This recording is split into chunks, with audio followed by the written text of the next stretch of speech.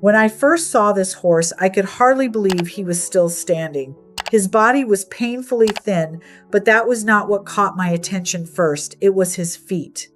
His hooves had grown so long that they curled upward like old shoes, making every step look painful.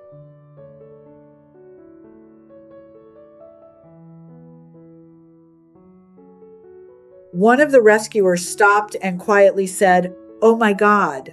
The horse stood alone in a dark corner of the barn as if he were trying not to be noticed.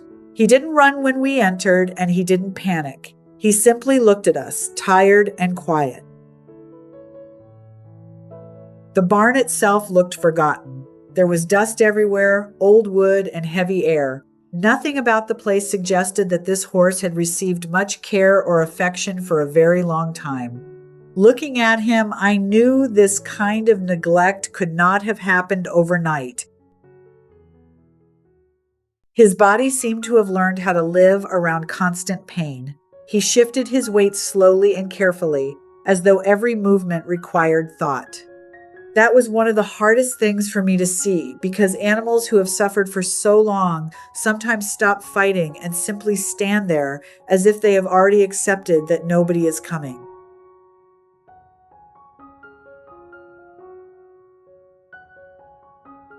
We began speaking to him softly. One of the women stayed beside him, gently repeating, "Hey, buddy, it's okay. We got you. You don't have to do this alone anymore." He seemed to listen, and even though he was exhausted, he remained gentle.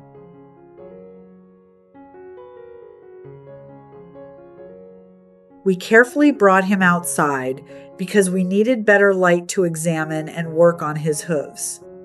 Once he stepped into the sunlight, we could finally see just how serious the problem was. His legs trembled beneath him, and one of the men looked down at his feet and shook his head.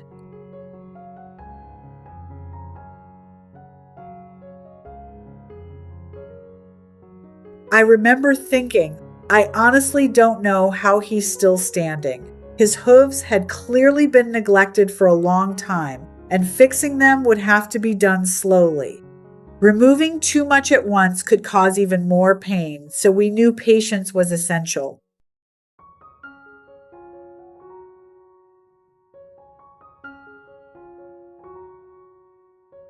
We began trimming little by little, carefully taking away the months of neglect that had accumulated around his feet. Every movement had to be gentle. Now and then he would lose his balance for a moment, and each time someone immediately reached out to steady him. That image stayed with me. Sometimes healing really does look like someone holding you up while you learn how to stand again. The horse had spent so long carrying his pain alone, and now, for the first time, people were willing to help carry some of it with him. At one point, he leaned his head slightly toward the woman beside him while she rubbed his neck. She smiled and whispered, I know, sweetheart." Looking into his eyes, I felt that he understood something important. He was no longer being ignored. When the trimming was finished, we encouraged him to take a few steps. At first, he hesitated. Then he slowly moved one foot forward, followed by another.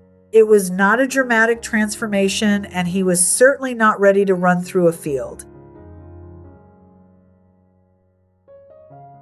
He still looked sore and tired, but his walk seemed different. It was lighter, almost as if his body had finally been given permission to stop carrying so much pain.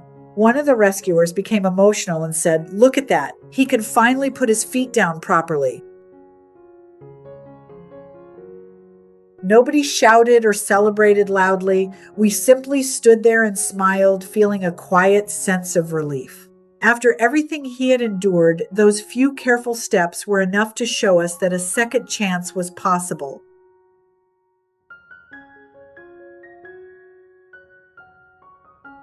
Over the next several days, small changes began appearing. With food, clean bedding, fresh water, and people checking on him every day, his personality slowly started to emerge. He began walking toward people instead of away from them, relaxed while being brushed, and started holding his head a little higher.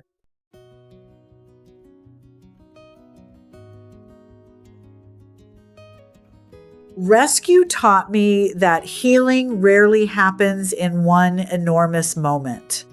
It happens through tiny changes that can easily be overlooked. A deeper breath, a calmer eye, a softer posture, or one step that hurts a little less than the day before. Those small signs meant everything to us. We were not looking for a miracle overnight. We simply wanted him to feel safe, comfortable, and cared for. After being overlooked for so long, he finally had people paying attention to every little need.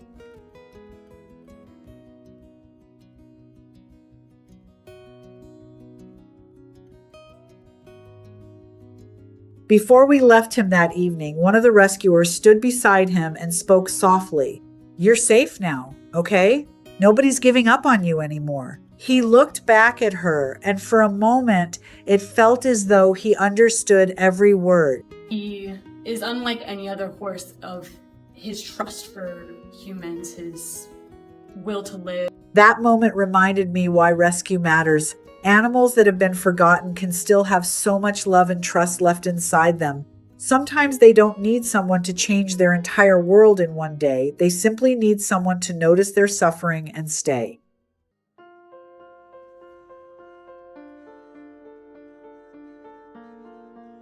If you've ever rescued an animal, adopted one that others overlooked, or helped a frightened animal feel safe again, you probably understand that feeling.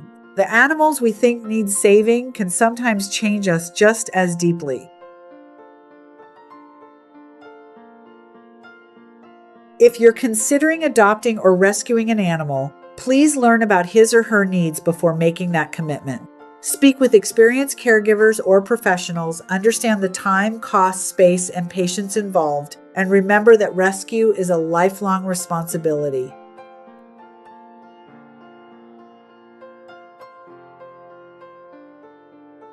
Sometimes saving a life begins with something very simple: stopping, noticing the pain, and refusing to walk away.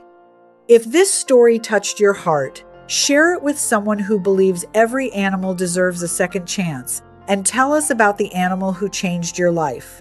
Those stories matter more than we realize.